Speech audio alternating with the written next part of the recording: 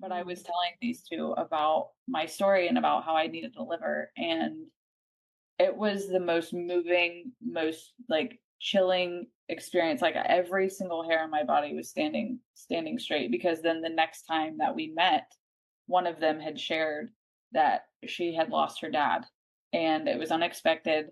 And then the hospital staff came to her and asked if he was an organ donor. And she said, no, he wasn't.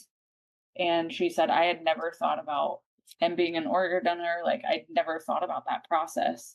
And she said, and it wasn't until I heard about your story that I said, yes, I want him to be an organ donor, and he would be okay with that. And Mm. so then he was an organ donor. And then she came back to me again a couple weeks later and she said, Taylor, the only organ that he was able to get was his liver. Welcome, everyone, to the Integrative Nurse Coaches in Action podcast. My name is Nicole Viano. I am your host, and I'm also a board certified integrative nurse coach coming to you from Tucson, Arizona. And today we have a really unique guest coming to us today. This is a newer integrative nurse coach graduate, and she is envisioning her future to use the skills and tools of nurse coaching. And she's envisioning it based on a very life changing experience she had. And so this guest is all the way from Jamestown, Ohio, and her name is Taylor Byrer. So we welcome Taylor.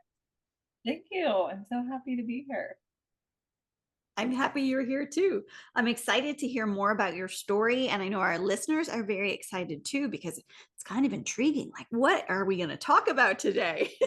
So, Taylor, you know, because you have listened to every single episode of the Integrative Nurse Coaches in Action, you know that we always take a trip down history lane. So let's do that. Let's tell our listeners a little bit about your story. How did you even decide to become a nurse? Yeah, so my story is actually very unique. I was born with a rare liver disease, and so that required, I had a surgery at 3 months old, and that had a lot of follow up. I was at the doctor every 6 months, every like once a year or so, and I vividly remember going through the children's hospitals, telling my mom like, I don't want to be a nurse. I never want to work in a hospital. I absolutely hated going to the hospital for my checkups, and I was just like, I don't know why anybody would want to work in a hospital. And then she would always say, you would be such a great nurse. I'm like, no, absolutely not. But what's funny is when I think back to it, like the most exciting part of my appointments was to see the nurses, because it was always the same nurse every time. And she is so dear to me, and she was fantastic. And she walked my parents through the diagnosis at 3 months old. And then until, I graduated from Children's Hospital, she was there. And so she was had a very big impact on me, but I still never wanted to be a nurse. I always wanted to be an occupational therapist. And I went off to school, got a bachelor's degree in exercise science, and then tried to go to occupational therapy school. And then that didn't work out. And it wasn't until then I was just like, what am I going to do? Like, I have to do something. And so then I finally caved in and I was like, all right, let's just try nursing school. And so I went to nursing school and got my associate's degree and absolutely loved it. And while I was in nursing school, I was a tech on a vascular thoracic surgery floor. So I was an intermediate step down.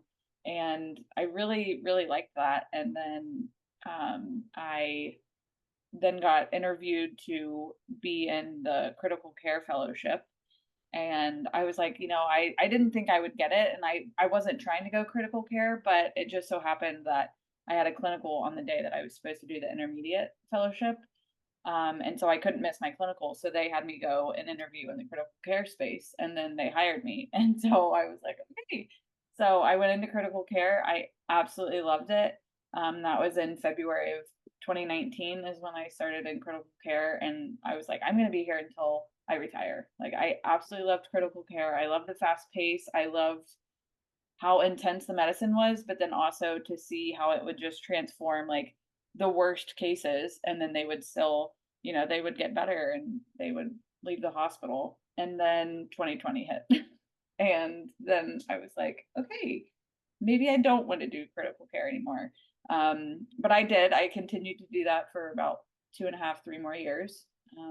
But I actually decided to travel in December of 2020. And so I traveled with critical care. I went to West Virginia and then to Washington State. And then I went to Johnstown, Pennsylvania.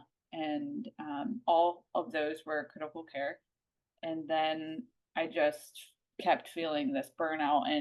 But I thought traveling would help that. I thought it would, you know, I was like, okay, only going to be there for 13 weeks and then I can move somewhere else. And so I really thought that that was going to be the cure all for my burnout, and it definitely wasn't. And then in November of 2021, I had intense abdominal pain and like I was jaundiced. It was my sclera was yellow, my eyes, and I went to the doctor and my liver enzymes were like skyrocketed. And I was very, very healthy growing up. And I was very, very fortunate for that because my disease, biliary atresia kiddos are not as healthy as me. And I had the Kasai procedure, but a lot of times they're transplanted before the 2 years of life. And so, I beat that. I was not. And so it wasn't until 2021 that like my liver enzymes just went skyrocketed. And then I was like, okay, I need to make a change because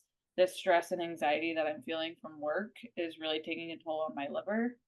And so I was like, I need to make a change. So I stepped out of ICU and I went to PACU. I wanted to be in the recovery room because I thought, it's not quite as intensive. I don't have the patience for as long, but I still have a lot of that critical thinking piece because you never know how somebody's going to wake up from anesthesia. You don't know how they're going to recover from whatever procedure they have. And so I did that again for about a year and a half, and then I traveled some with PACU as well. And I really liked that, but then there was just one day that like I couldn't do it anymore. I really educated one of my patients on a procedure that he had. He was getting ready to drive a semi from Ohio to California, and he just had a big urology procedure. So I was educating him on the importance of making sure he used the restroom a lot, making sure he drank plenty of fluids, and would make frequent stops to get out and walk so that he wouldn't end up in the hospital with sepsis or something terrible. And one of the charge nurses came to me and she was like, that was exhausting. Like, I don't know how you educated that patient for 3 hours. And it was in that moment that I was like, one, he wasn't ready to be discharged. And two, like, why else are you a nurse if you don't want the best for your patients? And so I went home and I was like, I can't do this anymore. And that was December of 22. And I told my husband, I was like, I'm not doing bedside anymore. So, and all at this time, like my liver enzymes went down a little bit, but my bilirubin was still super high. People in the hospital were recognizing it, and it was like that's the worst place to be. And people were starting to say like, something's really wrong with your liver, and I would be like, yes, I know, like I'm aware. And so that became like a really big, um, a stop for me because I was just like, I can't walk around with yellow eyes, and all the people notice it. So I stepped out of bedside, and then that's when I found Inca and joined Inca, and in January of 23, and that literally just changed my life. And I was like, okay, because I really was going to get out of nursing. I really thought that I was like, this is it. I can't keep doing this. I'll do something else. But then I found nurse coaching, and so here I am. So yeah, and then yeah, so. Okay. Wow. What a great story so far. So, just I love listening to the history lane story related to nursing, right? Because there's so many avenues our nurses can take and we can move into something different. And I love your story about how you didn't even want to be a nurse. Like that was like the last thing on your list. And then all of a sudden it's like, well, I guess I'm going to try nursing. And here you are. How many years later? So it's 6 years. Yeah. 6 years. Yeah.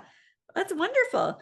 And then you got to experience so many different avenues of nursing as well in different places, different locations, different states, and travel nursing and different specialties.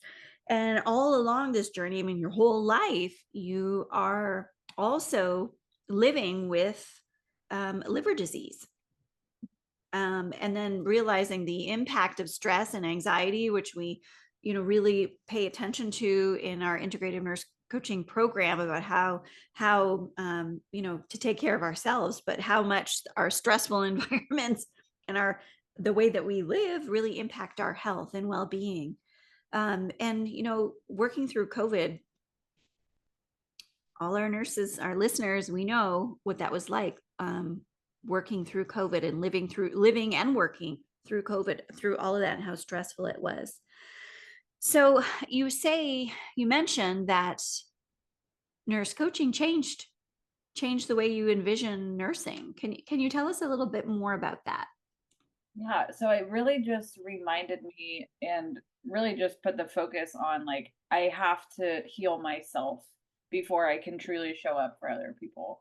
And that had really become apparent to me in COVID and working bedside. Like I had just it got to the point where I had to kind of like pretend that each patient wasn't a human because it was so painful for me to think about this as a person and they have a family and like what kind of person were they that I had to separate that completely. And so Inca really just grounded me into say like I have to heal myself and then I can be the best for somebody else. And so it was just it really helped me slow down and my nervous system was so out of balance. But with the mindfulness, I'd never really meditated at all. I'd never done any of those type of practices to really slow down and just learn myself and learn what my body was telling me. It's like they always say that like your body is telling you all these silent whispers until then it was like screaming at me. And that was so true with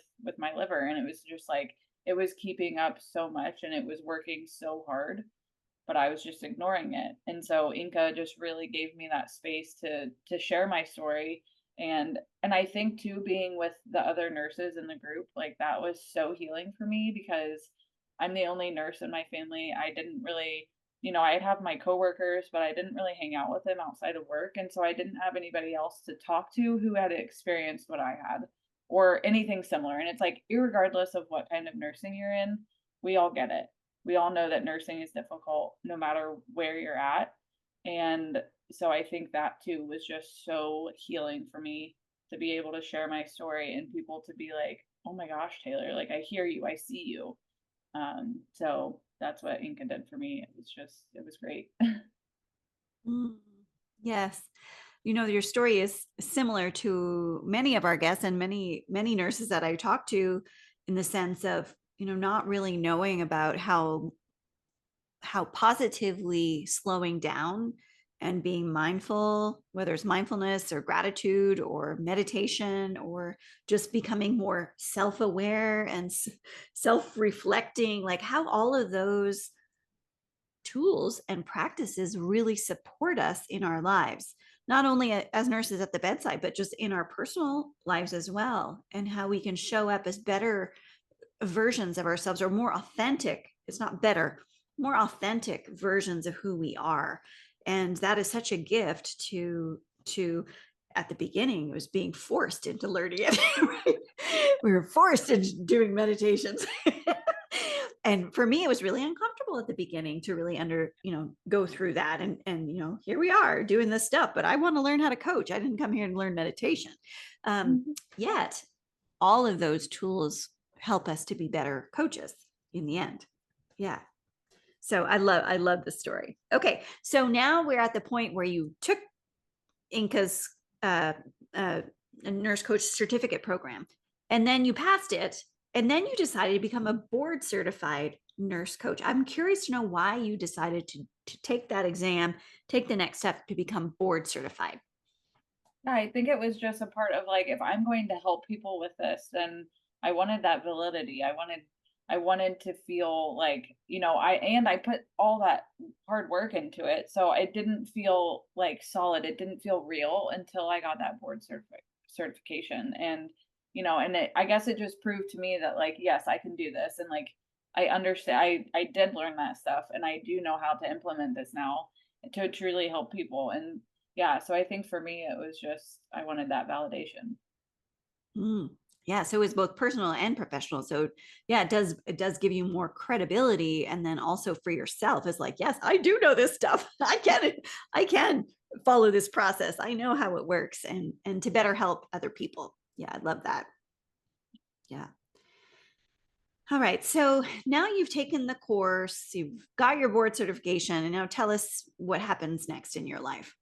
Yeah, so actually during the program, so I was in from January until July of 23, and February of 23 is when, my bilirubin was just it was hovering around like 19, and it wasn't really going down. And that's very high as we know as nurses. And my liver enzymes were still elevated. They weren't as high as they had once been, but it was just getting to that point where it was like I needed to start talking transplant. And like growing up with biliary atresia, like that's the only cure for that disease is a transplant. And so I just had to face the facts of like, this is happening. And so then that June I met with the transplant team. They told me that I was like the perfect candidate for a living donor. And they had already said, my uncle was great about putting forth like all of these messages to family because, family, it is good to get a living donor from family if possible. And so he reached out to a lot of my cousins. And so then, unbeknownst to me, there were multiple applications submitted, even friends, family, everybody, and I didn't even know because they like to keep it separate. And so when I went to that meeting to meet the transplant team, they had told me that I had already had multiple applications submitted to be a living donor, and so they said you're good and you're the perfect candidate. But they did say that, I would have to be placed on the deceased donor list, but there was a process. So I went through all of the testing. I didn't officially get. Can we back up for just 1 second? Sure. Because how did it feel to hear that you had all of these people supporting you and wanting to be a donor for you? How does that feel?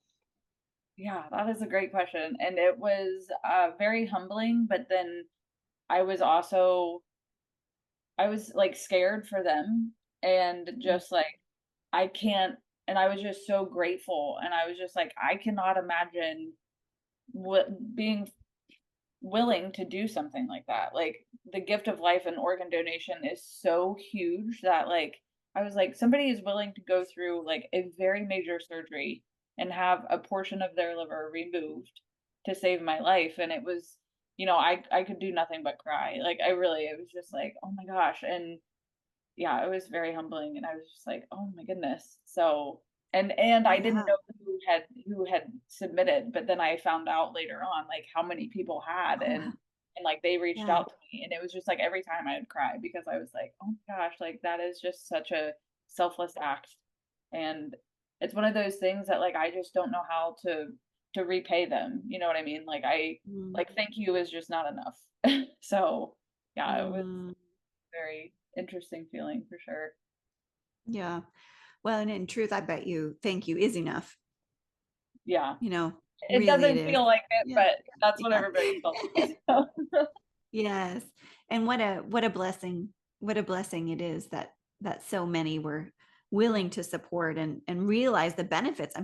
I mean, listeners, we for me, transplant is an area that I don't have a lot of experience in, and I'm sure that a lot of our listeners don't. So, this is a really important conversation for educating our listeners as well. So there's, it's more than just your story, right? It's also going to help so many other people out there in the world who are like, oh gosh, I didn't even know that I could be a donor for someone who needs a liver.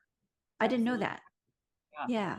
And one of, So, as you say that, it reminded me, as I was in the program in Inca, we were in peer groups, and I had two peer people that I was working with, and I was telling them about in one of our peer coaching groups, I was telling them about this process and about how, I had known about this my entire life. And but it didn't make it easier when the time came. Like it still was so daunting and terrifying to me, and I realized how long I was in denial about it.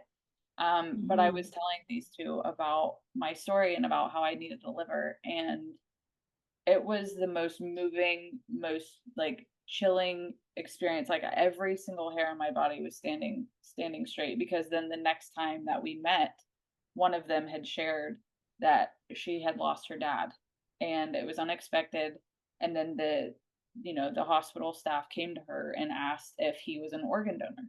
And she said, no, he wasn't. And she said, I had never thought about him being an organ donor. Like, I'd never thought about that process. And she said, and it wasn't until I heard about your story that I said, yes, I want him to be an organ donor, and he would be okay with that. And Mm. so then he was an organ donor. And then she came back to me again a couple weeks later and she said, Taylor, the only organ that he was able to get was his liver. And Oh my gosh. literally just like, and it gives me chills now to think about it and to like Yes, read me about it. too. And it was, that experience was so amazing. And then the other peer that was in that group with us, there's the three of us, just sat there and cried. And it was Mm. such a moving experience. And she just said, thank you so much. She was like, the whole time I just kept thinking of you. And she was like, I really wish that he could have helped you. And I said, well, I Mm. wasn't to that point yet. I wasn't to that point in my process. I hadn't been listed on the transplant list. But it was just so exciting for me to be like, wow, my story helped somebody realize, like, and if I um, give this away, like, or give the opportunity for him to be an organ donor, he can save somebody's life, and he did. So somebody was able Wow. to save his liver. So Mm. yeah, I'm it was still got my chills. not. It's one of those body signals that tells you that something is true, that something is real, that, it's like yes or Mhm. no sometimes, right? But Yeah. thank you. Mhm. Okay. Whew. All right. So you were continuing on. I interrupted you, but I really wanted to know how it felt. Yeah. I think that's important for us to understand and hear about of the impact that we can have just by saying yes to something Yeah.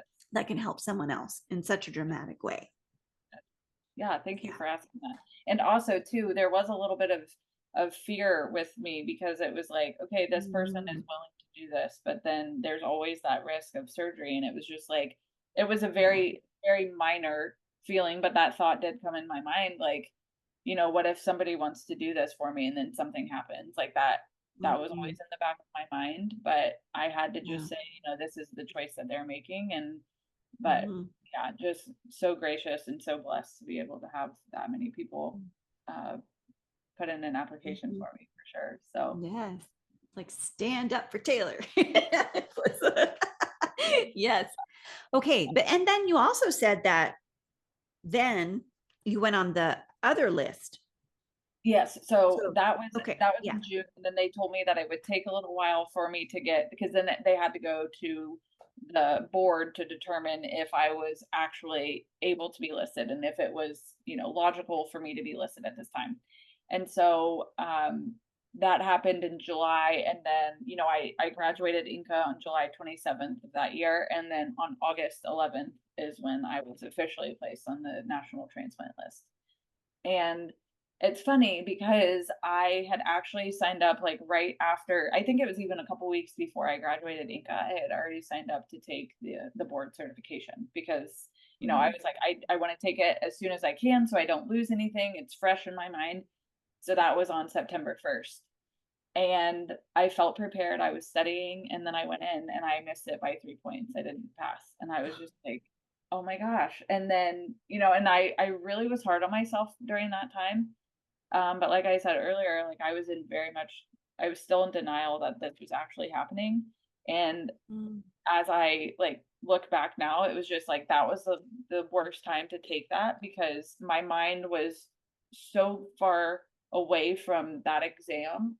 I was focused so Mm. much on my health and like what my future would look like and when I would get my transplant, that it was like, I just want to stress, like, that's very important to like where is your mind at that time? Are you dealing with, and it all, like a lot of times people aren't dealing with the transplant, right? But like whatever it is in your life, like if you're focused on something else, your mind is going to be there. And so that was big for me to realize, like, it wasn't the fact that I didn't know what I was studying. I didn't know nurse Yeah. coaching. It was just that was not the right time. So then I went back and I took it a year later, or almost a year later, and I passed, and it was great. But yeah, Mm. so yeah, Yeah. I like this conversation where it's going because I think that a lot of nurses, many nurses out there, I'm sorry, I'm going to say this, but many nurses are very hard on themselves, you know, and we're also very prepared. And so when things don't go our way, like an exam, we can be really hard on ourselves. And so I think this is really great advice, Taylor, to bring to light. Like the exam's not easy. So, you know, so yeah, being prepared in the sense of all your whole self, yeah, not just knowing the information, because obviously you knew it. There's only 3 questions, so you knew it. It was just that it was just the time of your life. Yeah. So I really appreciate this. And then you took it a year later after, and then you still remembered all the information. So there you yeah, go. that was great.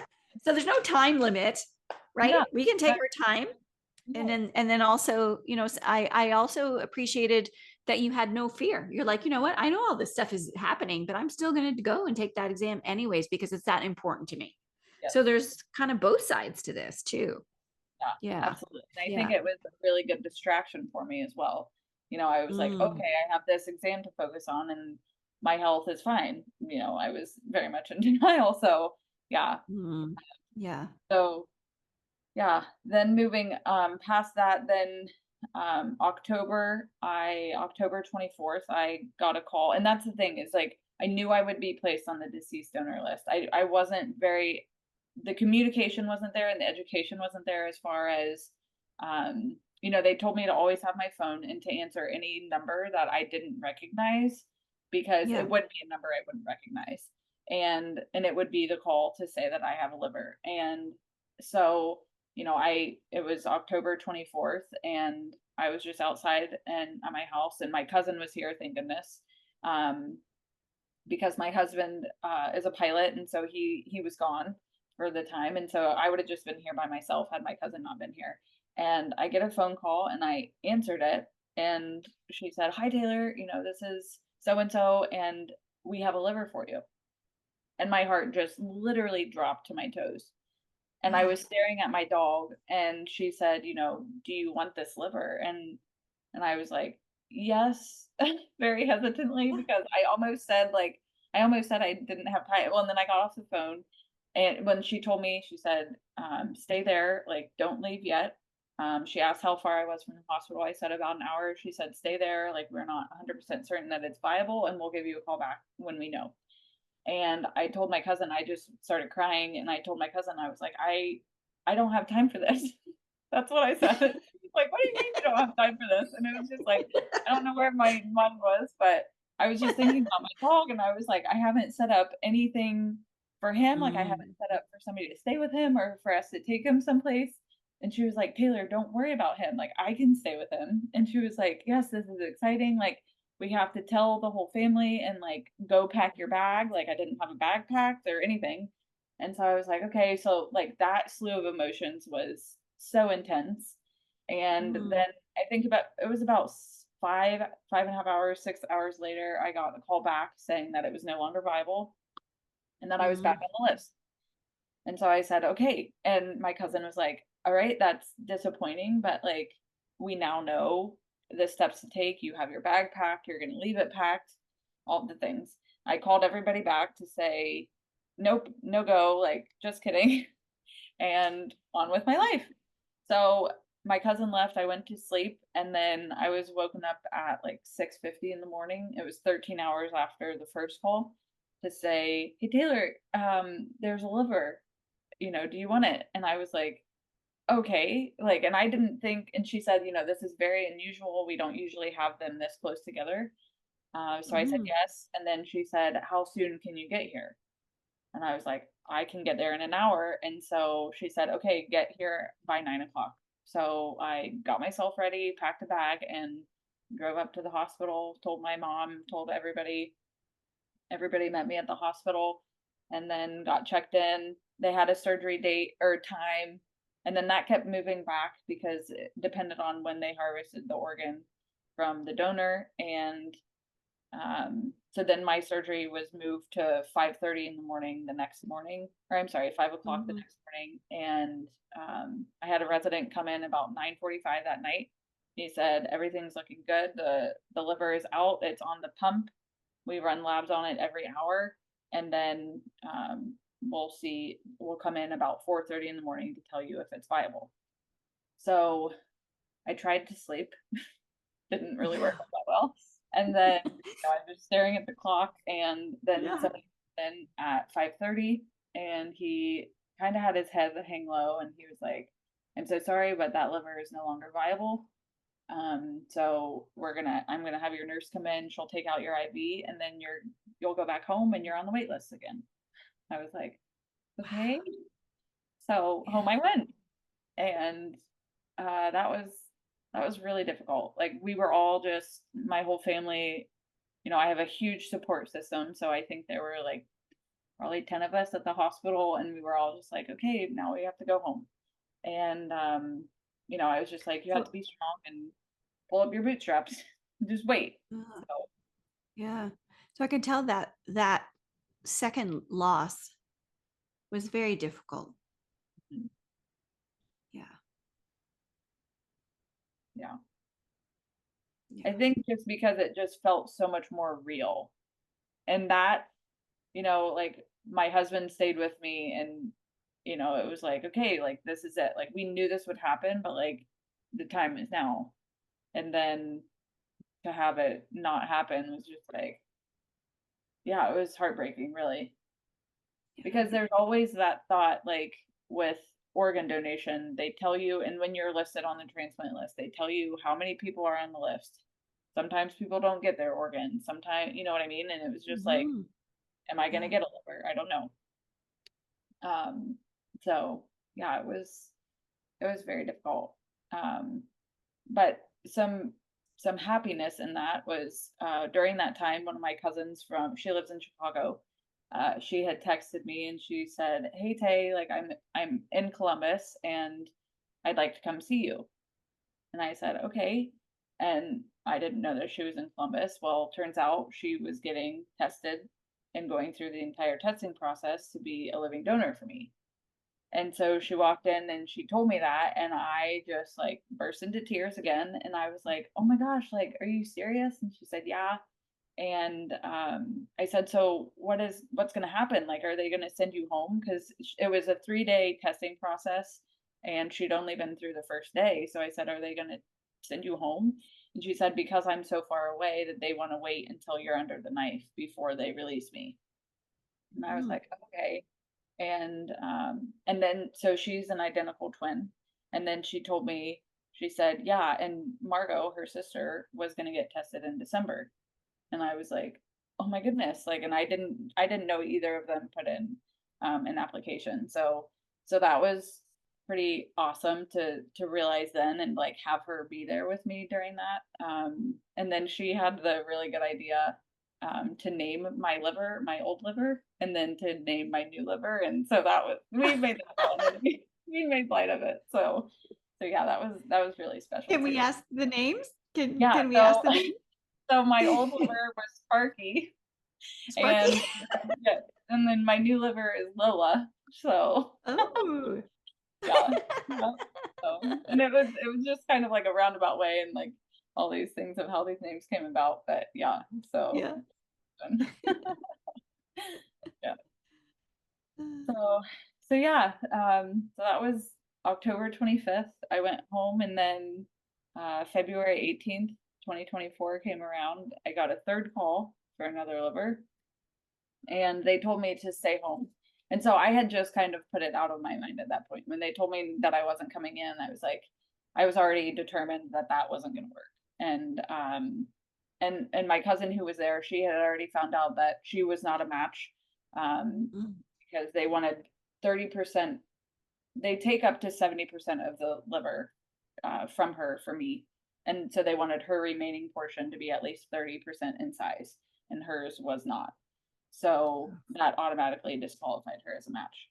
Um, so I knew that, but then her sister had then been tested, and I hadn't heard anything from that. And she got tested a week, I think, before Christmas. So I knew with the holidays, I knew that that was going to kind of push everything back. And another really awesome thing that I found out about uh, transplantation, especially living donors, is they do all the imaging for the living donor, and then they will send off the liver. They'll perform the transplant virtually on the donor liver multiple times, and then they send it over to Germany, and a doctor and or surgeon in Germany will also perform the surgery and then send it back, and then they kind of compare and contrast like how they would do it, and then that surgeon also continues to do more virtual surgeries on the donor liver, and that way when they do go in to open that person up, they know exactly where to go. And I mean, it's like they've done it 100 times, and so they know exactly how Yeah. to perform this, so it's just a very seamless process for the donor. And so I knew that that process, if she had made it further, was going to be even longer because of that. Mm. But February 18th, I still hadn't heard whether she was a match or not. And so I got that third call, and I was just holding out hope that she would be a match and that I would get a living donor, because they said that, your chances are much greater with a living donor versus a deceased donor. And so I was just like, okay, I was very hopeful that she would be a match. So February 18th ended up not working, third dry run. And Mm. and then on March 14th of 24, I got a call from my cousin, and she said she was a match. So, yep. So I got Margot's liver, and yeah, it was incredible. And then I had my transplant on April 19th of 2024. So, and it was amazing. So, yep. Woo! Yes. Yay! Oh my gosh. Yes. Wow. Yeah. Such a long journey. I mean, long in the sense too, because you were born with this, right? And then, but then this, the stages of denial too, that you had to go through to really recognize like, oh my gosh, yeah, I really do need to go through this. Yeah. And then all of those, I was just imagining the telephone call. Taylor, we have a liver for you. Do you want it? Yeah. Do you want it? And you then decide yes or no. Yes.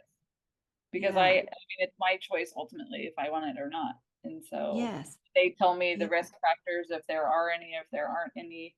And there were a few risk factors for the one that I accepted, the second one that I accepted, um, because it was a cardiac death versus a brain death. And so that can make a difference. And they didn't really know the social history of the person. And so that can make a difference. And so Right. yeah, that added a whole other level of like, okay, I have these things to think about. And so, yeah. Mm.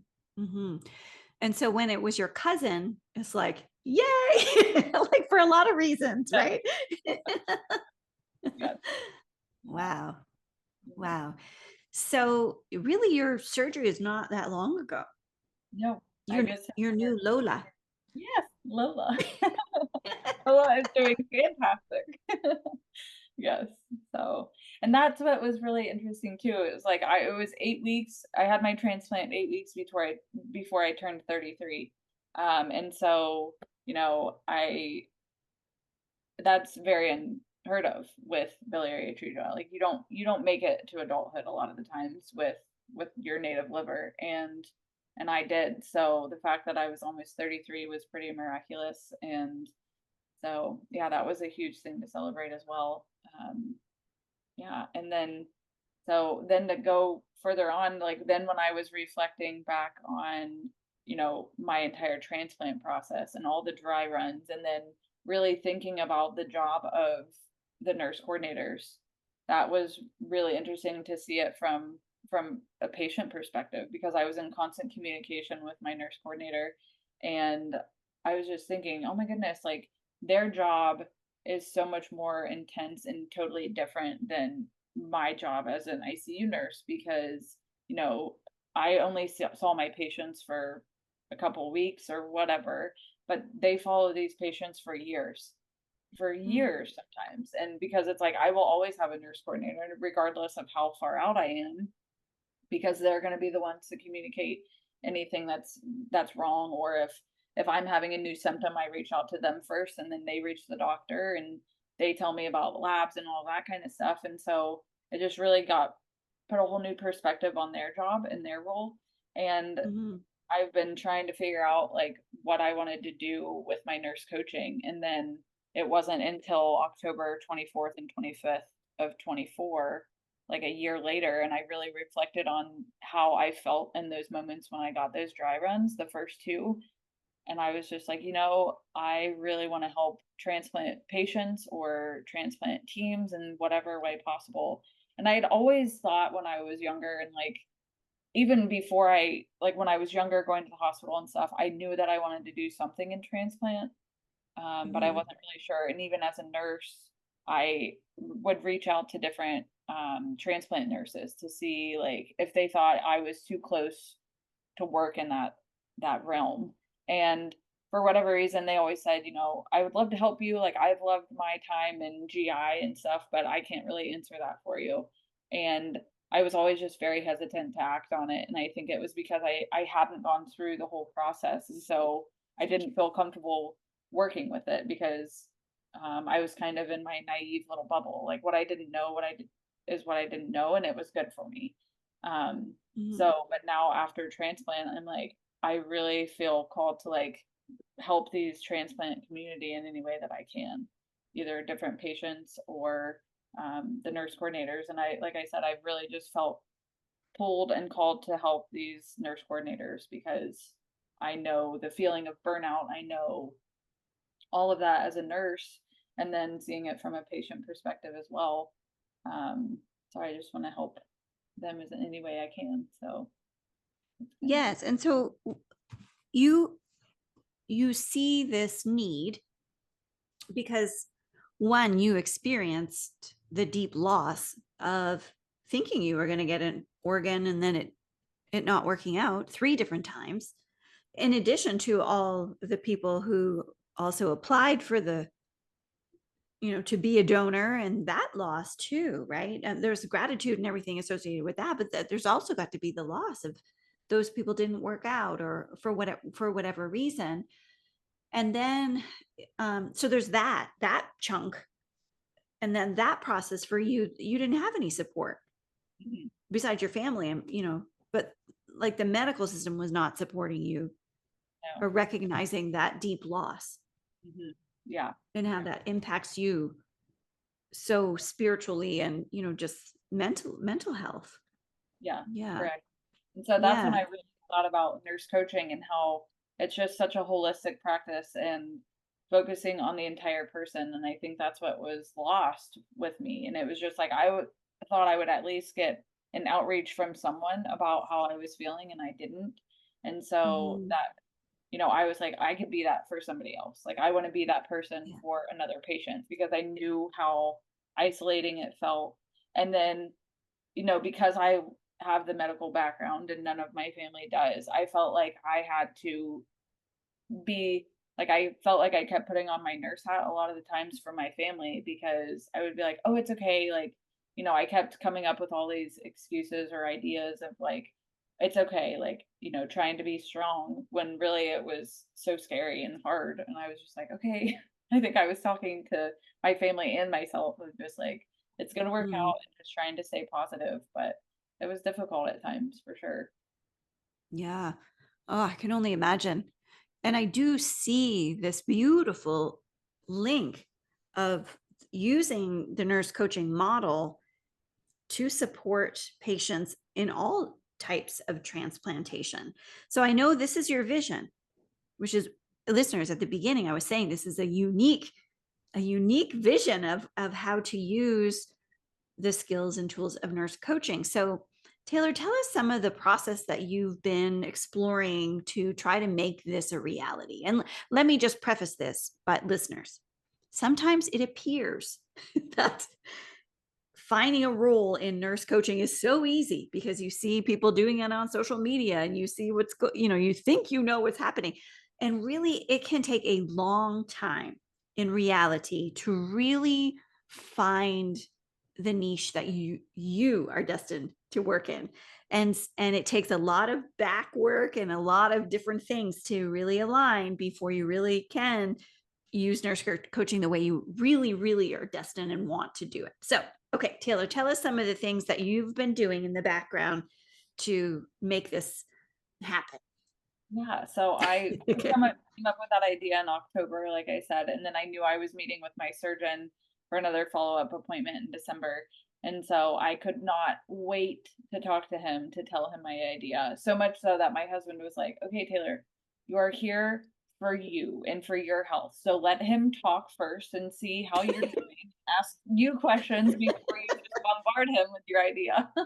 And I did for ever so slightly, but he immediately asked how I was doing and what I was up to. And so then that just segued right into my idea. And so I shared with him, that I really wanted to help transplant patients and the nurse coordinators and transplant teams in general, just any of them, to share what a patient's perspective looks like and how I really wanted to start helping the transplant center at Ohio State first and foremost. And he loved the idea and he was very much on board. And so he's been the biggest support for me. And I think it was just such a sigh of relief to see.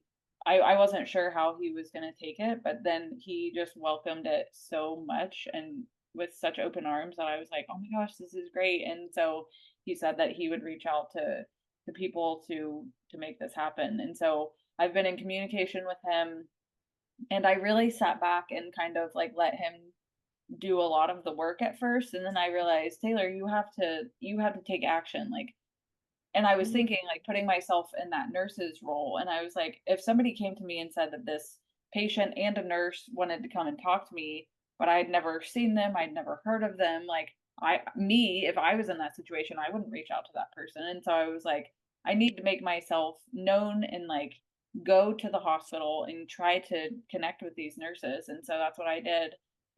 So I first started with like a flyer and a business card, just kind of explaining why they would want to work with a nurse coach, and this specifically me because I was a patient and then a nurse, and how I have that very unique perspective. And then I followed up with a letter, and I hand delivered these every time. And then and they're very busy, as I understand, so I totally get it. So I would just leave them, and then just kept following up, and then finally I was able to. I've been in email communication with them, and also just keeping my surgeon up to date about things. And then I talked to him another time because then another idea came up of like, what if I shared my story with the surgeons and the residents too? And he said, I think that's a great idea. I think it's good for us to get exposure to the patient's perspective. And then he said, what about medical students too? So we're still very much in the beginnings, developing stages of all of this, but it's just been very exciting. And like I just get so excited about it that I know it's moving, the ball is moving, but it does, like you said, it does take a while. And yeah, and it's really interesting because before this realization of working with transplant, I thought I would want to work with people who have chronic diseases in any way. But that just I struggled so much to talk about it. I would never mention it to anybody. But then now that I've thought of this transplant stuff, it's just like it flows so nicely that it's just like I know that this is where I'm supposed to be. I still don't know exactly what it's going to look like, but my vision is to, work with these nurses one on one, to just kind of hear their stories and just kind of help them as a whole, and then to just elaborate through all the transplant teams, the social workers, the surgeons, whoever needs it, and then also with other patients as well. So I think sometimes we do feel like things should go super fast. When we've first of all, I just love how the difference between you thinking you want to work with people with chronic illness and how that wasn't, you weren't telling anybody about it. Like it was just like, okay, we hope that this will happen. And then you find this alignment with what you are really jazzed about, right? And then you can't stop talking about it. Like that's the difference between alignment and just doing something because you think that's what you're supposed to do. Yes. Yeah. And then all the steps that you've really taken ownership of by actually talking to people who are challenging to talk to. Like it's hard to go talk to a doctor. It's hard to show up at the hospital and bring your business card and your pamphlets and, just go talk to people. I mean, Yeah. that's hard to do. It's so vulnerable. And yet you're like, you know what? This needs to happen. This is something that I'm so passionate about that yes, I'm scared as crap. I mean, I'm very scared. And yet I'm still going to go do it. Yes, exactly. And it's like every single time I have to send an email, and it's just like literally to type up the email, to like read over it a few times and then hit send. It's like I literally will sit there for so long and then like just hit send. But even that, and it's like I'm not, it's just it's so simple, but yeah, it's terrifying. And like I'm just pep talking myself the entire time, like Taylor, you can do this, you got this. Like the worst they can say is no, like, and then nothing changes, Yes. but if you don't say anything, then you're not going to get anywhere. And so that's just kind of been like, it doesn't kill you. You just go talk. And so, yeah. That's right. Yeah, I've learned along the way that no is one of the best answers you could ever hear because then not know, then you know that you don't need to waste time there anymore. Yeah. When you hear the no, then you're just like, okay, next opportunity. I'm moving on to the next thing. So that's kind of how I've re positioned the no. But I Yeah. really want to know if they're going to say no so that I could just stop wasting energy there and move to the next thing. Next opportunity, please. Yeah. And the other thing Yeah. that's been really exciting is like I've been marking down in my calendar like every little thing that I do towards my business, whether it be, I'm in a business incubator group. And so it's like every time we meet, I write that down. And then, I have accountability buddies. And so anytime I talk about anything, I write it down just to count up to see how much I've done in the month. And so it was like May was huge. Like I had like 51 different things on my business related stuff. But then my momentum, it's just like now like ideas just come to me so quickly. And it's like, I reached out to an insurance group that reached out to me, and they said, that we have a transplant nurse coordinator for you. And so I got it from both sides. I got it from the hospital and the insurance company, which was fantastic. So I even reached out to them, and they emailed me back and said, thank you so much for your outreach and I love your perspective, but we are not looking for additional coaching services at this time. And I was like, hey, that's great. Like, and it was a no, but I was just like, exactly like you just said, like a no is a good thing to just be like, okay, I've tried and thank you so much for even listening to me. And a no is no, and it's a no right now, but that doesn't mean it's a closed door forever. And so, yeah, that no actually was like, okay, I have an answer. And so it was okay. It was really okay.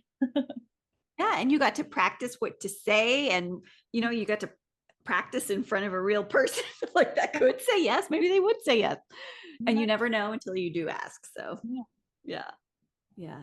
It's a different space for nurses to be in, though, when we start thinking about entrepreneurship.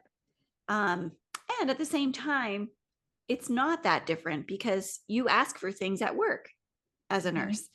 So, just shifting the perspective a little bit helps. Yeah. So, okay. So we've talked about a lot of things Yes, today. we So many great things. And so I'd love to, as we tie things up, well, I wish we could talk about this all day.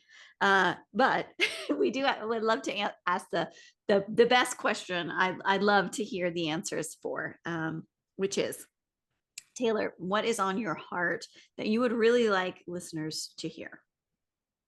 really just that, you know, gratitude and compassion, and just really a plug for organ donation, because just by saying yes to whatever it is in life can truly change somebody else's life, whether it's organ donation or just yes to a possibility and just learning more things. Like you're going to grow from different opportunities, and organ donation is huge, especially as a living donor. It changes lives. So I think, and to just keep following your gut with wherever it leads you. So, Mm.